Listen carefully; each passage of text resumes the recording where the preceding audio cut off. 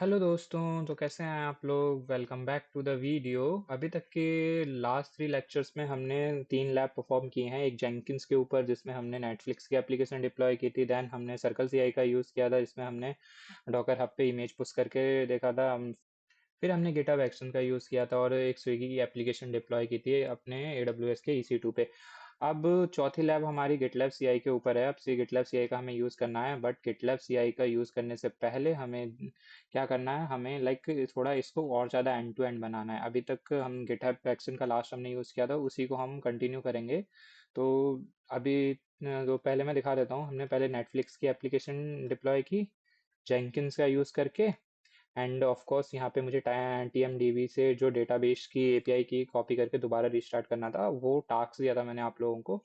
उसके थ्रू ये दोबारा से चलने लगेगा। इसमें जितना भी मूवीज़ वगैरह शो होने लगेंगी।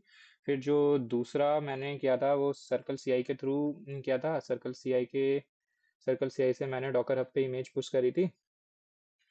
डेमो फोल्डर में जो पाइपलाइन पड़ी थी मेरी यहाँ पे, तो यहाँ पे मैंने एक इमेज पुश करी थी बिल्डिंग ऑन सीआई नाम से डॉकर हब पे सर्कल सीआई के थ्रू। फिर लास्टली जो अभी हमने किया है वो डॉकर वो हमने गिटहब एक्शंस का यूज़ किया है। और यहाँ पे भी हमने क्या किया, हमने एक एप्लीकेशन थी स्विगी की, उसको बिल्ड किया डॉकर फाइल के थ्रू और बिल्ड करके उसका कंटेनर रन किया अपने सर्वर में। यहाँ पे अपने सर्वर पे रन किया और सर्वर पे रन करने के बाद डॉकर हब पे भी उसको पुश कर दिया था स्विगी क्लोन नाम से। अब हमें यही एप्लीकेशन को क्यूबरनेट्स क्लस्टर पे डिप्लॉय करना है, जिससे बिल्कुल क्या हो जाएगा, एकदम एंड टू एंड डिप्लॉयमेंट हो जाएगी। एंड टू एंड से मेरा क्या मतलब है, एंड टू एंड से मेरा ये मतलब है कि यहाँ पे गिटहब एक्शन जो कि एक CI/CD टूल है, ये क्या करेगा, ये गिटहब से जो कि यहीं पे अपने ही रेपोजिटरी से कोड को उठा के मेरे सर्वर पे बिल्ड भी करेगा, डॉकर हब पे पुश भी करेगा और क्यूबरनेट क्लस्टर पे डिप्लॉय भी करेगा। हमें मैन्युअली कुछ भी करने की चीज़ नहीं है। और अगर हमें कुछ भी करवाना है, कुछ भी हम चेंज करेंगे अपनी गिटहब रेपो में, तो ये अपने आप क्या करेगा, उस चेंज को फैच करेगा और दोबारा से सारा काम करेगा। दोबारा से गिटहब पे डॉकर हब पे इमेज को पुश करेगा, हमारी डॉकर इमेज को दोबारा से डिप्लॉय करेगा क्यूबरनेट्स क्लस्टर पे। तो अब मुझे इतना काम तो मैं कर चुका हूँ कि मैं अपना जो स्विगी की एप्लीकेशन है वो डॉकर कंटेनर पे डिप्लॉय कर चुका हूँ। तो मैं इसी पाइपलाइन स्क्रिप्ट में लाइक ओके, मैं पाइपलाइन स्क्रिप्ट पे आ जाऊँगा। तो इसी पाइपलाइन स्क्रिप्ट में मैं एक लाइन और लिखूँगा, क्योंकि मैंने यहाँ से लास्टली हटा दी थी। वो लाइन क्या है मैं आपको बताता हूँ। वो लाइन मेरी इस प्रोजेक्ट रेपो में पड़ी होगी। ओके, डिप्लॉय टू कंटेनर, ये वाली लाइन। यहाँ पे क्या हो रहा है, यहाँ पे एक EKS क्लाउड नाम का क्लस्टर बन रहा है, क्यूबरनेट्स क्लस्टर बन रहा है। और क्लस्टर के थ्रू हमारी एप्लीकेशन उस क्लस्टर में जो हमारी डिप्लॉयमेंट फाइल होगी वो वहाँ पे अप्लाई हो रही है। और डिप्लॉयमेंट फाइल कहाँ पे पड़ी है, डिप्लॉयमेंट सर्विस डॉट YAML, ये भी हमारी रैपो में पड़ी होगी। और ये भी मैं आपको अभी दिखाऊंगा, just wait a minute. Okay, तो मैं आके यहाँ पे एक और नेम डाल देता हूँ, यहाँ पे पेस्ट करूँगा। तो डिप्लॉय टू कुबरनेट्स में क्या क्या स्टेप्स हैं, run AWS EKS region AP South1 update kube config. ये EKS CTL को अपडेट कर देगा कि आपको किस क्लस्टर के साथ काम करना है, EKS क्लाउड के साथ काम करना है। एंड फिर उसमें मेरी इस डिप्लॉयमेंट डॉट सर्विस YAML को अप्लाई कर देगा। इसका आई थिंक नेम थोड़ा गलत है, तो मैं इसको सही कर देता हूँ। बस इतना हटा दूंगा YAML और इसको मैं कमिट कर दूंगा। Commit commit commit, okay, commit करूँगा और मैं आपको दिखाता हूँ कि मेरी YAML फाइल कहाँ है, YAML फाइल कहाँ है। Okay, EKS Terraform instance Terraform photos public deployment service dot YAML, ये पड़ी है। इस फाइल में क्या है, इसमें बताता हूँ मैं आपको। इसमें API version V1, kind, deployment, meta data, Swiggy, replicas 1, then kind क्या है मेरा, डिप्लॉयमेंट है। इमेज कौन सी उठाई है, ये वाली उठाई है। इसका नाम अभी मैं चेंज कर दूंगा। और इसकी एक सर्विस फाइल बनाई है। सर्विस फाइल क्या करेगी, बेसिकली अब तक आपको सर्विस के बारे में बहुत अच्छे से नॉलेज है कि सर्विस फाइल क्या करेगी, इसको एक्सपोज करेगी मेरे मेरी एप्लीकेशन को एक्सपोज करेगी आउटर वर्ल्ड में, और किसका यूज़ करेगी, लोड बैलेंसर का यूज़ करेगी। तो यहाँ भी मैं इस फाइल को भी चेंज कर देता हूँ, और यहाँ पे मैं जो इमेज यूज़ करने वाला हूँ वो होगी एमरल्ड 1213, एमरल्ड 1213, और इसको मैं कमिट कर दूंगा। और जैसे ये कमिट होगी, इसके बाद मैं क्या करने वाला हूँ, मेरी इसको अपडेट कर दिया है डिप्लॉयमेंट सर्विस डॉट एम को, बट लाइक अभी मेरे पास ये EKS क्लस्टर तो है ही नहीं। तो सबसे पहले मुझे EKS क्लस्टर बनाना होगा, और ये EKS क्लस्टर बनाने के लिए मुझे कुछ टूल्स भी चाहिए। तो उन टूल के लिए जो स्क्रिप्ट है, फिर से मैं अपनी पुरानी स्क्रिप्ट पे आ जाऊँगा, और इसको पूरी स्क्रिप्ट को मैं कॉपी कर लूँगा। और जस्ट वेट अ मिनट, मैं एक बार इस पूरी स्क्रिप्ट को कॉपी कर लेता हूँ, और अपने सर्वर में आऊँगा।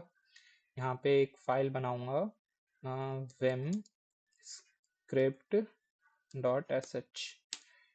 इसमें बहुत सारी चीज़ें हैं, तो लाइक मुझे क्या क्या चाहिए, मुझे AWS CLI भी चाहिए, मुझे ट्रेवी की ज़रूरत है नहीं, बट लाइक अब इसमें है, मैं एडिट नहीं कर रहा हूँ। टेराफॉर्म की ज़रूरत नहीं है, क्यूब CTL की ज़रूरत है, और EKS CTL की भी नीड है। तो यहाँ पे EKS CTL नहीं है, तो उसे मैं मैन्युअली क्या करूँगा, सेट कर लूँगा। ओके, तो मैन्युअली क्यों सेट करना है, इसमें ही मैं ऐड करता हूँ। जस्ट वेट अ मिनट, मैं इसमें EKS CTL की कमांड को भी ऐड करता हूँ इंस्टॉलेशन के लिए। सो EKS CTL, अब मुझे यहाँ पे मैं आई प्रेस करूँगा, एंटर करूँगा, और मैं वापस अपने eraser.io पे जाऊँगा। आई थिंक इसमें नहीं होगा, EKS CTL की कमांड मेरी इंट्रोडक्शन वाले पार्ट में मे भी प्रेजेंट हो। Okay, scroll down scroll down scroll down. Okay, ये रही मेरी कमांड्स EKS CTL को इंस्टॉल करने की। मैं इसे लाऊंगा, पेस्ट कर दूंगा, और ये सब चीज़ें हटा दूंगा यहाँ से। Okay, hashtag install EKS CTL, एक एक करके आपको बताता हूँ। EKS CTL क्या करेगा, क्रिएट करेगा क्लस्टर क्यूबरनेट्स पे। क्यूब CTL क्या करेगा, उसके साथ वर्क करेगा। मैं escape colon WQ। Okay, EKS CTL, उसके बाद मुझे क्या करना है, मुझे एस्केप करना है, कॉलन WQ प्रेस करना है, और मैं अपनी फाइल से बाहर आ गया, और मैं बैश करके इस फाइल को रन कर दूंगा। तो ये एक एक करके सारी चीज़ों को इंस्टॉल करके लेके आएगा। सो जस्ट वेट, जब तक ये इंस्टॉल होते हैं तब मैं वीडियो को कंटिन्यू करता हूँ। और तब तक के लिए हम एक और काम कर लेते हैं। मैं जाता हूँ अपने इंस्टेंसेस पे, यहाँ पे जाऊँगा रोल पे नहीं, IAM पे, और IAM के अंदर मुझे एक यूज़र बनाना पड़ेगा अगेन। पहले भी बनाया था डेमो नाम का, तो मैं एक नया यूज़र बना लूँगा, उसका नाम दूंगा KATS user, provide user access to the video. I want to create an IAM user पे क्लिक करना है। Custom password, auto generated password ही रहने देते हैं। नेक्स्ट पे क्लिक करते हैं। अटैच पॉलिसीज डायरेक्टली में, इसको मैं फ़िलहाल के लिए तो एडमिनिस्ट्रेटर एक्सेस दे देता हूँ, but you have to careful when you given permission. तो मेरा हो चुका है क्रिएट यूज़र, और इस यहाँ पे मैं इसकी फ़ाइल को डाउनलोड कर लेता हूँ। वैसे इसकी नीड तो नहीं पड़ेगी, फिर भी मैं डाउनलोड कर लेता हूँ। देन मैं दोबारा जाऊँगा डेमो के अंदर, यहाँ पे आऊँगा सिक्योरिटी क्रेडेंशियल्स में, और यहाँ से एक्सेस कीज, डेमो की नहीं करनी, सॉरी, हाँ माय बैड, मुझे जाना है KATS यूज़र के अंदर, सिक्योरिटी क्रेडेंशियल्स के अंदर, और सिक्योरिटी क्रेडेंशियल्स के अंदर एक्सेस कीज यहाँ से जनरेट कर लेनी है कमांड लाइन इंटरफेस के लिए, ताकि मैं वर्क कर सकूँ CMD के थ्रू। CMD के थ्रू मैं अपने कंसोल से चीज़ों को क्रिएट कर सकूँ। तो हो चुका है, मैं डाउनलोड कर लूँगा अब इसकी CSV फाइल। देन मुझे एक और काम करना है, एक रोल बनाना है। मैं रोल्स पे आऊँगा। अब ये रोल क्यों बनाना है, ये रोल बनाना है बेसिकली हमारा जो EC2 होगा, EC2 के लिए बनाना है, वो EC2 को क्रिएट करना होगा क्लस्टर। तो उसके पास परमिशंस होनी चाहिए क्लस्टर को क्रिएट करने के लिए। लाइक गिटहब एक्शंस भी वर्क करेगा हमारे क्लस्टर के साथ। EC2 जो क्लस्टर बनेगा उसको तो AWS CLI के थ्रू बना लेंगे, लेकिन जो गिटहब एक्शंस है उसको भी वर्क करना है हमारे क्लस्टर के साथ। एप्लीकेशन डिप्लॉय करनी है क्लस्टर पे, तो गिटहब एक्शंस का जो रनर है वो EC2 पे चल रहा है, और EC2 को परमिशन होनी चाहिए हमारे क्लस्टर से काम करवाने के लिए। तो मैं इसको भी एडमिनिस्ट्रेटर एक्सेस दूंगा और इस रोल का नाम दूंगा K8S-रोल, और क्रिएट रोल पे क्लिक करूंगा और मेरा रोल बन चुका है। और मैं जाऊंगा दोबारा से अपने EC2 पे। EC2 पे आने के बाद मैं अपने इंस्टेंस को देखूंगा। कहाँ गया गिटहब CI/CD, इस पे जाऊंगा, actions, security, modify IAM role, choose IAM role पे क्लिक करना है, और यहाँ पे K8S रोल जो जस्ट मैंने अभी क्रिएट किया उसको अपडेट कर लेना है। अभी मेरा जो EC2 है वो परफेक्टली कम्युनिकेट कर पाएगा मेरे EKS के साथ, इलास्टिक क्यूबरनेट सर्विस के साथ। तो सब चीज़ें हो चुकी हैं। इसके बाद आई थिंक सब कुछ इंस्टॉल भी हो चुका होगा, तो अभी नहीं हुआ, मुझे कंटिन्यू पे क्लिक करना होगा। इसके बाद जो मेरा नेक्स्ट काम है वो मैं चेक कर लेता हूँ सब चीज़ें हो चुकी हैं या नहीं। बिच ओके, ये थोड़ा लैग कर रहा है। मैं नए टैब में वो ना काम कर गया। Just a minute.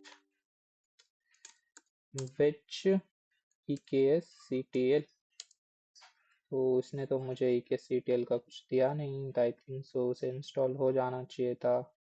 मैं EKS-CTL वर्जन लिखूं, क्या मेरे को आउटपुट देगा? ओके, एक तो एक कमांड बहुत गलत कॉपी होती हैं।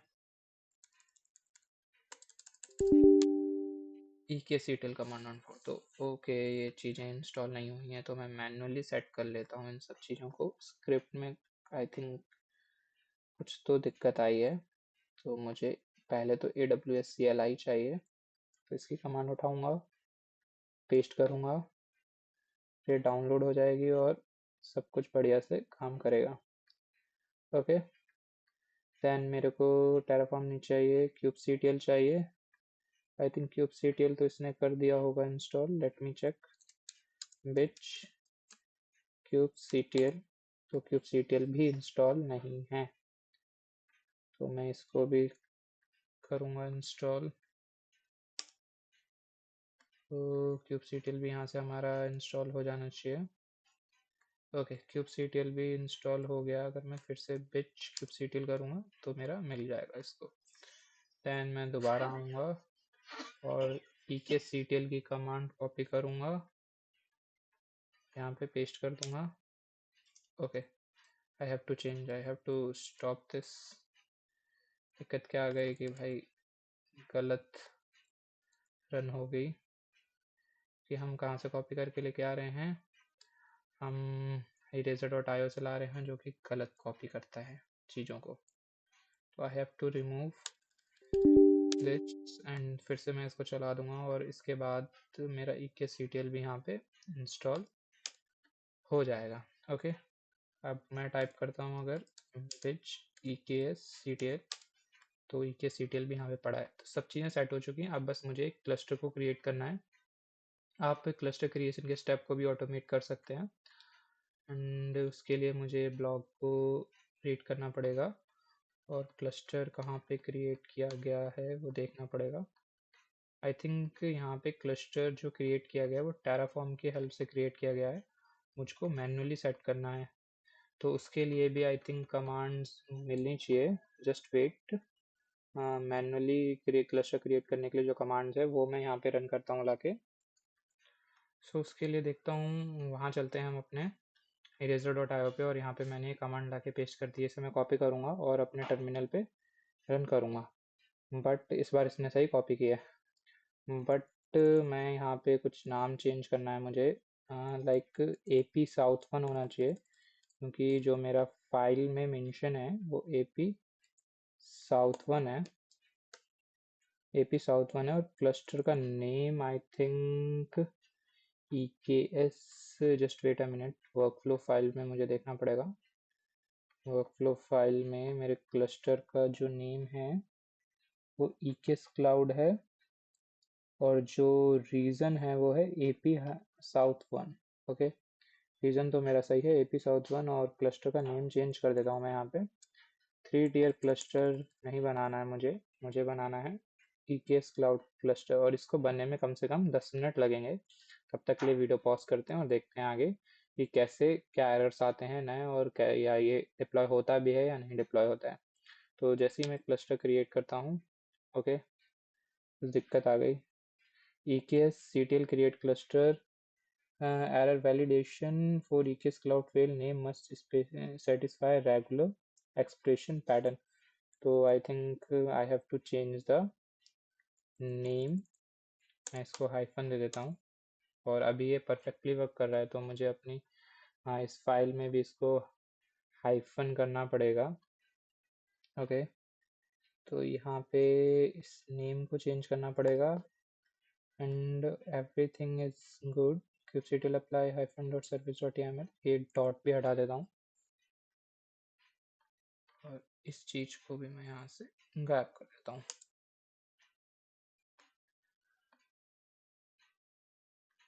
जस्ट वेट अ मिनट, मैंने गलती से कुछ और कट कर दिया, तो इसको हटाना है।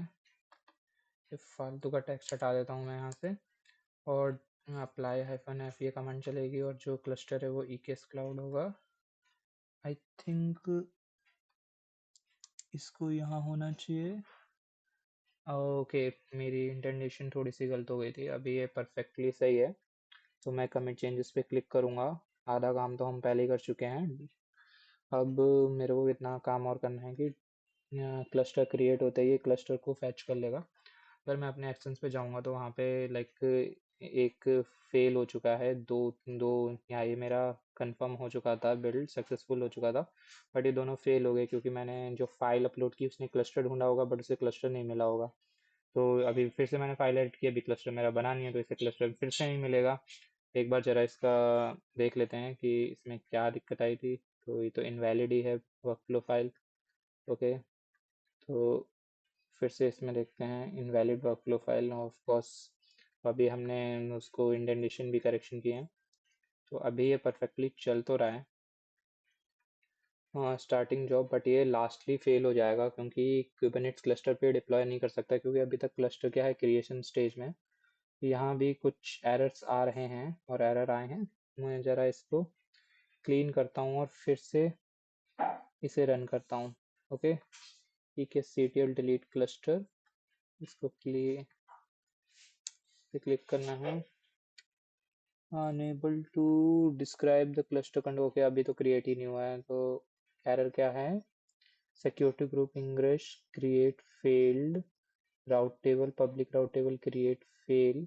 ओके, तो दिक्कत ये है, हमने लॉगिन ही नहीं किया है, लॉगिन ही नहीं किया है अपने AWS कंसोल में। तो उसके लिए मुझे AWS कॉन्फ़िगर करना है, देन जो मैंने सीक्रेट एक्सेस, देन हमने जहाँ पे सिक्योरिटी सीक्रेट एंड एक्सेस की जनरेट की थी वहाँ पे जाना है, और वहाँ से सीक्रेट एंड एक्सेस की कॉपी करनी है, एक्सेस की कॉपी करनी है, यहाँ पे पेस्ट करनी है, सीक्रेट की कॉपी करनी है, और यहाँ पे फिर से पेस्ट करनी है, और डिफ़ॉल्ट रीजन नेम क्या रखना है मुझे, AP साउथ वन रखना है, एंड नथिंग। तो अभी मैंने AWS कंसोल के अंदर लॉगिन कर लिया है AWS CLI के थ्रू, और अब मैं दोबारा अगर ये कमांड चलाता हूँ तो आई थिंक अब ये परफेक्टली चलना चाहिए।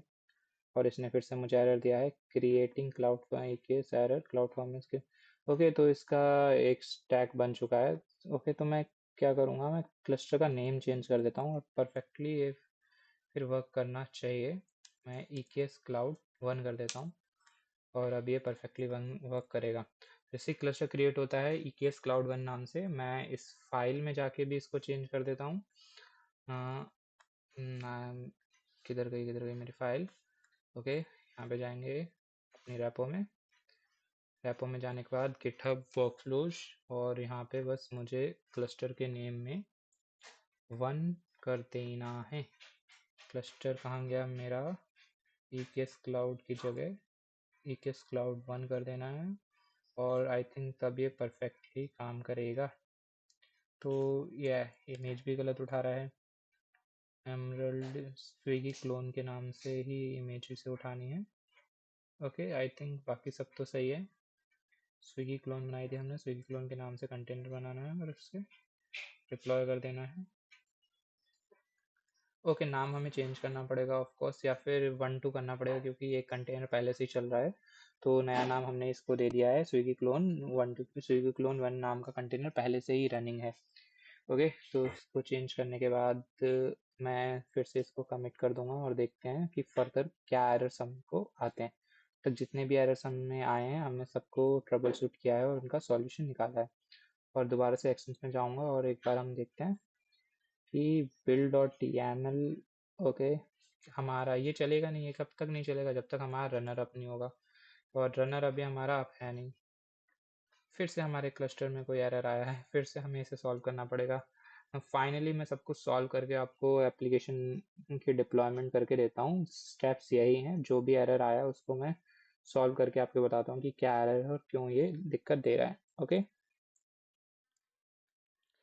सो जो इशू था हमारा वो ये था कि लाइक वो वाला जो EC2 इंस्टेंस था उसको नेसेसरी परमिशंस नहीं थी क्लस्टर वगैरह क्रिएट करने की। तो हमें वो इतने सारे रेड रेड एरर देखने को मिल रहे थे। तो मैंने क्या किया, मैंने एक नया EC2 बनाया और उसमें इन सब चीज़ें इंस्टॉल की। EKSCTL वगैरह वगैरह, EKSCTL kubectl AWS CLI, and then log in किया फिर से AWS कॉन्फ़िगर करके। और फिर यहाँ से एक नया क्लस्टर CI/CD नाम का मैंने क्रिएट कर दिया। उसके बाद क्लस्टर क्रिएट करने के बाद मैंने इसमें एक नोड ग्रुप नहीं दिया। स्टार्टिंग में मैंने इसे विदाउट नोड ग्रुप क्रिएट किया। Let me show you. तो स्टार्टिंग में जब मैंने इसे क्रिएट किया था तो मैंने इसे विदाउट नोड ग्रुप क्रिएट किया था। देन मैंने इसमें एक OIDC open ID interconnect attach किया। उसकी कमांड ये रही। ये ओके, ये भी क्रिएट क्लस्टर की कमांड है। ओपन आई ओके, तो ये रही EKSCTL utils associate IAM OIDC provider. ये बेसिकली इसका काम क्या है, अगर आपको आपके क्लस्टर को किसी दूसरी सर्विस से कम्युनिकेट करना है तो आप OIDC के थ्रू कम्युनिकेट कर सकते हैं। लेट से आपके EKS क्लस्टर को S3 बकेट का एक्सेस चाहिए, तो उसके लिए आपके पास OIDC कनेक्टर अटैच होना चाहिए आपके क्लस्टर पे। उसके बाद मैंने इसमें एक नया नोड ग्रुप क्रिएट कर दिया with the minimum capacity of 1 and maximum 2। उसके बाद मेरा परफेक्टली एक क्लस्टर क्रिएट हो गया। और देन अगेन फिर मैंने क्या किया, अगेन मैं अपने EC2 पे आया, और अगर मैं आपको शो करूं तो यहाँ पे क्लस्टर में let me show you EKS। यहाँ पे अगर मैं टाइप करूँ EKS तो यहाँ पे मेरा एक क्लस्टर आपको दिख जाएगा। डेट इज CI/CD के नाम से क्लस्टर बन चुका है। और ये भी मैंने कमांड लाइन के थ्रू बनाया, बट लाइक दूसरे इंस्टेंस का यूज़ करके बनाया है। ओके, आप मे बी मेरे को एरर आ रहे हो, आपको एरर ना हो, आप सेम इंस्टेंस से क्लस्टर क्रिएट कर सकते हो। आई थिंक मेरे को ही एरर आ रहे थे। ओके, तो और जो इंस्टेंस का मैंने यूज़ किया था वो EKS था। और जो इंस्टेंस पे मैं वर्क कर रहा हूँ वो GitHub CI/CD है। करंटली जिस इंस्टेंस पे मैं वर्क कर रहा हूँ वो GitHub CI/CD है, ये वाला। और ओके, देन EKS से मैंने क्लस्टर क्रिएट किया। अब मैं GitHub CI/CD जो कि मेरा मेन इंस्टेंस था जिससे मेरा क्लस्टर क्रिएट नहीं हो रहा था, जो एरर दे रहा था मेरे को, उससे मैं फाइनली क्या करूँगा, क्लस्टर को कंट्रोल करूँगा। और जो नोड ग्रुप के अंदर जो मैंने नोड डिफाइन की थी वो CI/CD ये नोड भी क्लस्टर ने बना के दे दिया है। तो मैं वापस से दिखाता हूँ मैंने क्या क्या कमांड्स रन की। स्टार्टिंग में मुझे यहाँ पे जो एरर्स आ रहे थे, like these are the errors, इस इंस्टेंस से आ रहे थे जब मैं क्लस्टर क्रिएट करने की कोशिश कर रहा था। फिर मैंने EKS पे गया, एक नया इंस्टेंस बनाया EKS नाम का और उससे क्लस्टर क्रिएट किया। देन फिर मैंने यहाँ पे दोबारा आके क्या किया, अपने जो ये फाइल है इसमें लाइक कोई ज़्यादा कुछ चेंजेस किए नहीं है। बट यहाँ पे लास्ट में आपको एक चीज़ और रखनी है, यहाँ पे सूडो लगा देना है। इसकी वजह से ही मुझे काफ़ी एरर आए और सच में ये बहुत ही सिली मिस्टेक थी। और लाइक अगर आप यहाँ पे सूडो नहीं लगाओगे तो जो हमारा रनर है वो रनर विदाउट सूडो चलता है। अगर रनर विदाउट विदाउट सूडो चल रहा है तो इसका मतलब जब भी हमें क्लस्टर kubectl के साथ वर्क करना है तो हमें सूडो लगाना पड़ेगा। तो मुझे यहाँ पे सूडो डिफाइन करना पड़ेगा, उसके बाद ही ये मेरी डिप्लॉयमेंट सर्विस डॉट एम को उठाएगा। फिर जैसे ही मैंने ये चेंजेस किए थोड़े बहुत और दोबारा मैं अपने एक्शंस पे गया और यहाँ पे मैंने देखा कि मेरा बिल्ड भी हो चुका है, डिप्लॉय भी हो चुका है। एक बार बिल्ड की स्टेज आपको दिखा देता हूँ। तो यहाँ पे कंप्लीट हो चुका था, Docker build and push complete हो गया था। और लाइक अगर मैं आपको दोबारा से दिखाऊं यहाँ पे डॉकर हब पे, तो यहाँ पे लाइक कितने मिनट पहले, ओके ये लॉग आउट हो चुका है। चलिए इसको रहने देते हैं, मैं आपको सीधे दिखाता हूँ डिप्लॉय वाली स्टेज को। और यहाँ पे मेरा डिप्लॉय टू क्यूबरनेट्स, जहाँ पे पहले एरर आ रहा था वो अब सॉल्व हो चुका है, जिसने डिप्लॉयमेंट ऐप एक डिप्लॉयमेंट क्रिएट किया है और एक सर्विस क्रिएट की है स्विगी नाम की, और एक स्विगी सर्विस नाम से स्विगी सर्विस क्रिएट की है, और एक डिप्लॉयमेंट स्विगी नाम से क्रिएट किया है। तो इसे मैं डबल चेक कर लेता हूँ। अगर मैं दोबारा आऊँगा और एसएसएस लूँगा अपने इंस्टेंस का, ओके, तो सी डी एक्शंस के अंदर मैं चला जाता हूँ। यहाँ पे मेरी डिप्लॉयमेंट और सर्विस फाइल पड़ी हुई है, इसको मैंने पहले लोकली टेस्ट किया था, देन मैंने गिटहब एक्शंस के थ्रू टेस्ट किया था। ओके, तो मैं अगर यहाँ पे कुछ भी करूँ, कुछ भी इन द सेंस कुछ भी नहीं, मैं यहाँ पे kubectl गेट ऑल की कमांड चलाऊँ तो यहाँ पे आपको ये सारी चीज़ें मिल जाएंगी। और यहाँ पे आपको एक लोड बैलेंसर दिखेगा, ये लोड बैलेंसर के साथ एक डीएनएस अटैच है। ये डीएनएस क्या करेगा, ये सर्विस है बेसिकली, जो अभी हमने डिप्लॉयमेंट क्रिएट किया है, ये जो पॉड क्रिएट किया है स्विगी के नाम का, इस पॉड से ये सर्विस अटैच्ड है और इस सर्विस को आउटसाइड वर्ल्ड के लिए लोड बैलेंसर एक्सपोज कर रहा है। अगर मैं इसको कॉपी करके अगर मैं पेस्ट करूँ लाके, ओके, यहाँ पे, सो आई थिंक आपको एप्लीकेशन दिखनी चाहिए। ओके, तो ये थोड़ी देर बाद ये लाइक विजिबल हो जाएगा। अभी इशू क्या है, अभी यही इशू है कि जस्ट मैंने अभी अभी क्रिएट किया है, तो दैट बिकॉज लोड बैलेंस को क्रिएट होने में थोड़ा सा टाइम लगेगा। बाकी अब एवरीथिंग जो भी चीज़ें थी हमारी, जो भी एरर्स थे वो परफेक्टली सॉल्व हो चुके हैं। बस थोड़ा सा इशू है, अगर यहाँ पे भी आपको थोड़ा इशू आता है अगर कुछ भी, तो आप इसके सिक्योरिटी ग्रुप वगैरह देख सकते हो या फिर नेटवर्किंग वगैरह चेक कर सकते हो। आई थिंक ये इशू आना नहीं चाहिए। अभी भी ये लोड कर रहा है, दैट मीन्स अभी भी लाइक ये सेटअप कर रहा है अपने लोड बैलेंसर को, लेकिन लोकली जो हमने डिप्लॉय किया है वो परफेक्टली चल रहा है। तो इस वीडियो को मेरे ख्याल से मुझे यहीं पे रैप अप करना चाहिए, क्योंकि अभी हमने पूरा एंड टू एंड डिप्लॉयमेंट देख लिया है।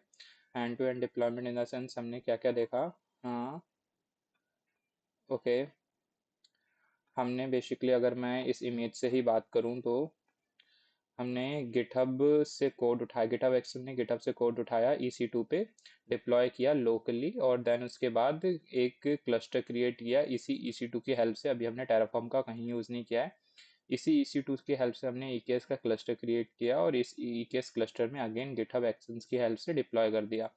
तो सारा का सारा काम किसने किया, गिटहब एक्शंस ने किया। हमने क्या किया, हमने बस वहाँ पे कोड अपलोड करे। अगर मैं जैसे ही यहाँ पे कुछ अपलोड करता हूँ और अपनी फाइल में कुछ चेंज करता हूँ, कहाँ पे, अपने मेन फाइल में अगर मैं दिखाऊँ आपको, हाँ अपने मेन कोड में, यहाँ पे अगर मैं कुछ भी जरा सा भी चेंज करता हूँ तो मेरा जो पाइपलाइन है वो अगेन ट्रिगर हो जाएगी और मेरे नए कोड के हिसाब से दोबारा डिप्लॉय कर देगी। तो जितनी भी मैनुअल चीज़ें हैं मुझे करने की ज़रूरत नहीं पड़ेंगी कुछ भी। आई थिंक ये एंड टू एंड प्रोजेक्ट काफ़ी अच्छा था, आप इसको प्रैक्टिस कर सकते हो और खुद ट्रबल शूट वगैरह कर सकते हो, कोई भी एरर्स वगैरह आए और मेरे को लिंक्डइन पे मैसेज वगैरह भी कर सकते हो, तो मैं आपके एरर सॉल्व करके भी आपको दे दूंगा अगर कोई भी एरर आपको फर्दर आता है जो आपसे सॉल्व नहीं होता है। और आई थिंक इस वीडियो को यहीं पे रैप अप करते हैं, और जो फिफ्थ पार्ट भी इसका मुझे बनाना पड़ेगा डैट बिकॉज अभी हमने गिटलैब CI/CD वाला पार्ट नहीं किया है, तो गिटलैब का पार्ट हम नेक्स्ट वीडियो में देखेंगे। तो चलिए फिर नेक्स्ट वीडियो में मिलते हैं आपसे। इस वीडियो को यहीं पे रैप अप करते हैं। तब तक के लिए गुड बाय। ख्याल रखें।